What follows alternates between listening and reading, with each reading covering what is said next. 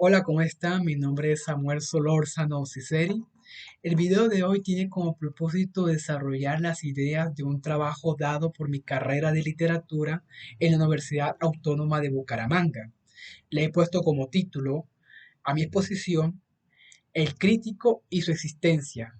¿Justificada? Quiero que me acompañe en mi exposición la frase de Marx Bloch que dice: cuánto más fácil es escribir a favor o en contra de Lutero que escudriñar su alma. En primera medida, quiero señalar que el crítico literario goza de una singularidad que lo diferencia de los demás críticos de otras áreas. ¿A qué me refiero? El crítico literario ejerce su crítica con el mismo material con que está constituida la obra criticada, el lenguaje. Genet señala lo siguiente, cito: la crítica literaria habla de la lengua de su objeto, es metalenguaje. Para Genet, la crítica es un metalenguaje, un discurso sobre un discurso, el discurso que es habilitado por el objeto literario, el objeto de estudio. Esto lo diferencia frente a quizás un crítico de pintura que no puede ejercer su crítica pintando otra pintura. Ni un crítico de música puede desarrollar sus juicios y sus observaciones componiendo una pieza musical. Solo el crítico literario puede gozar de dicho prodigio, que parece mágico, que lo coloca casi cerca del rol del escritor. Pero Genet también señala que hay unas diferencias que estriban entre el escritor y el crítico. En primer lugar, dice que el escritor se alimenta de conceptos. Esos conceptos vienen de esa línea que pasa entre la naturaleza y la cultura. Son conceptos que vienen, digamos, del universo, como dice Genet, y que brindan un espacio en donde el escritor puede reflexionar en cuestiones metafísicas, tautológicas, razones ulteriores de la vida, etcétera. Mientras tanto, Genet señala que el crítico es un escritor, pero de segunda orden, porque el escritor se provisiona de los signos que emanan del objeto literario.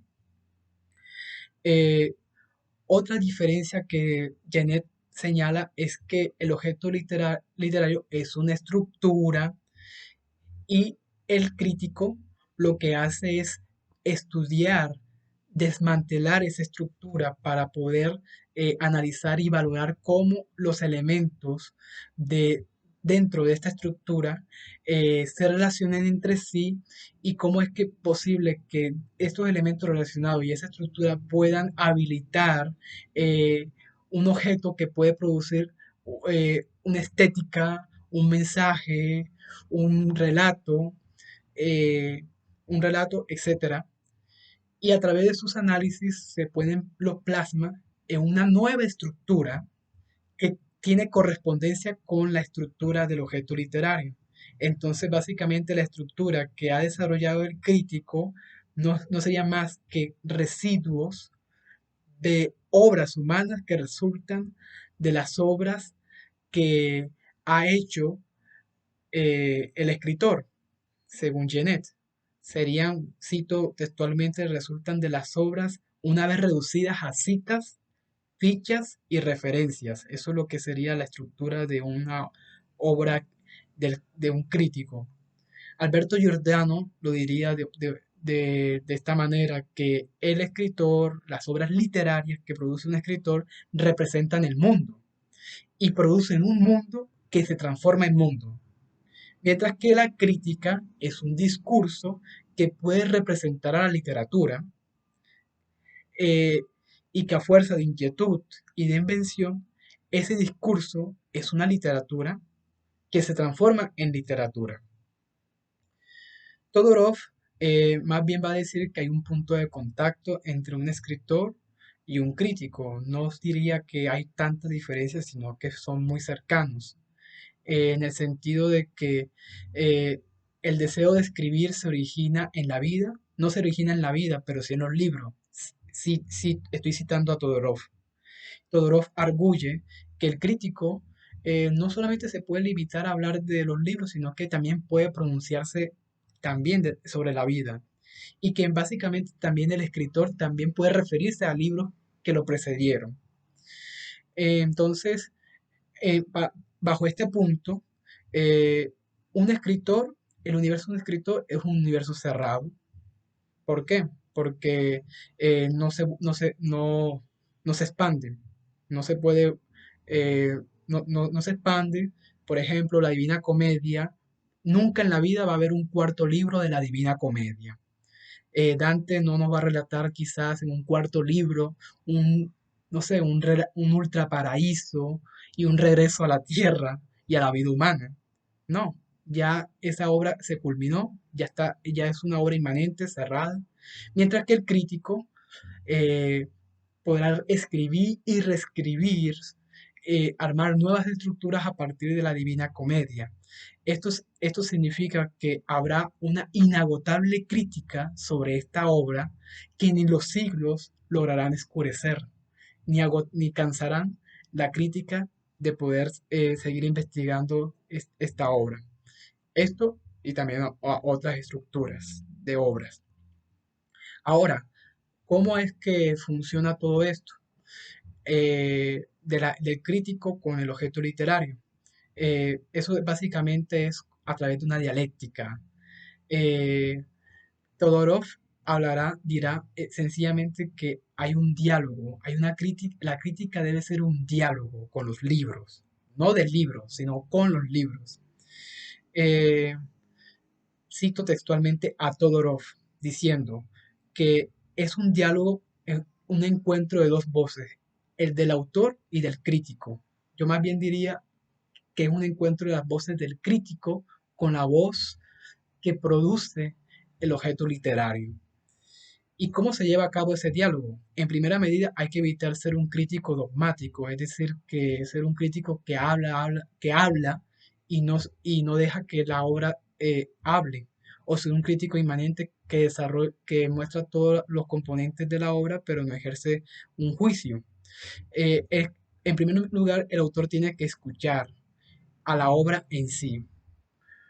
Un buen crítico no se limita a decir si una obra es buena o es mala, sino que la interroga eh, para saber cuáles son esos valores causales que habilitaron a esa obra a la existencia.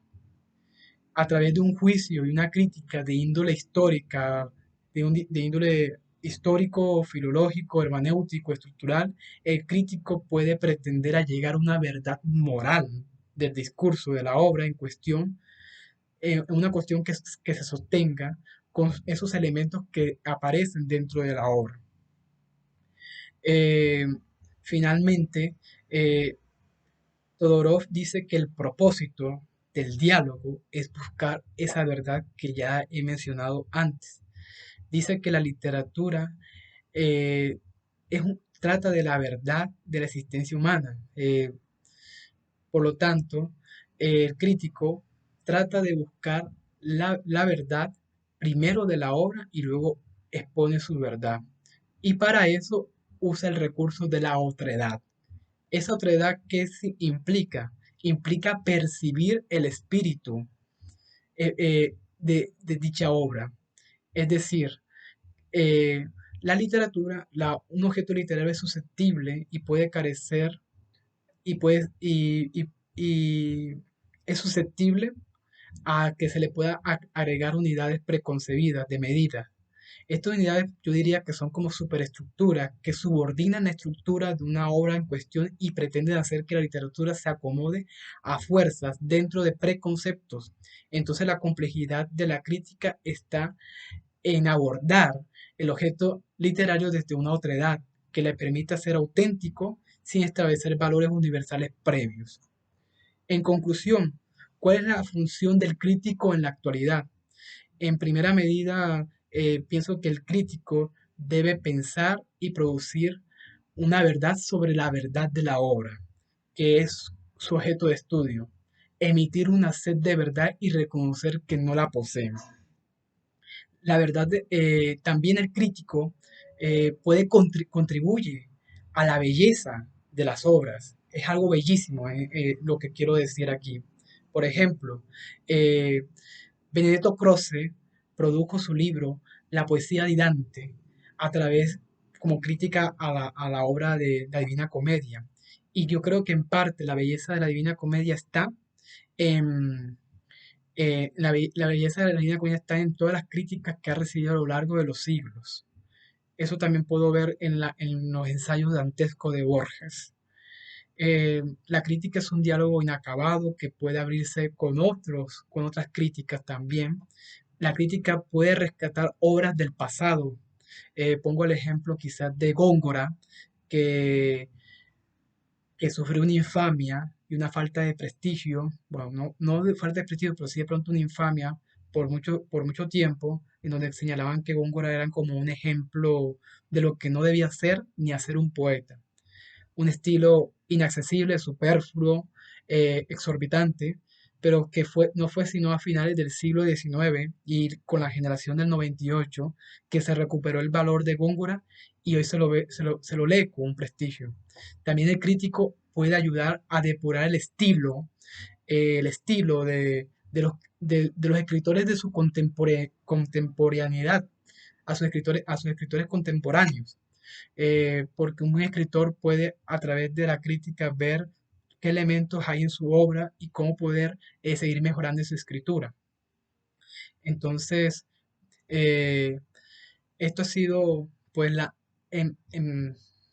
de manera somera la exposición de las ideas de este trabajo de exposición. Hubieron muchas ideas que quedaron por fuera, pero bueno, espero que se encuentren bien, que les sirva de algo y les envío saludos a todos los que estén escuchando este video. Hasta luego, saludos.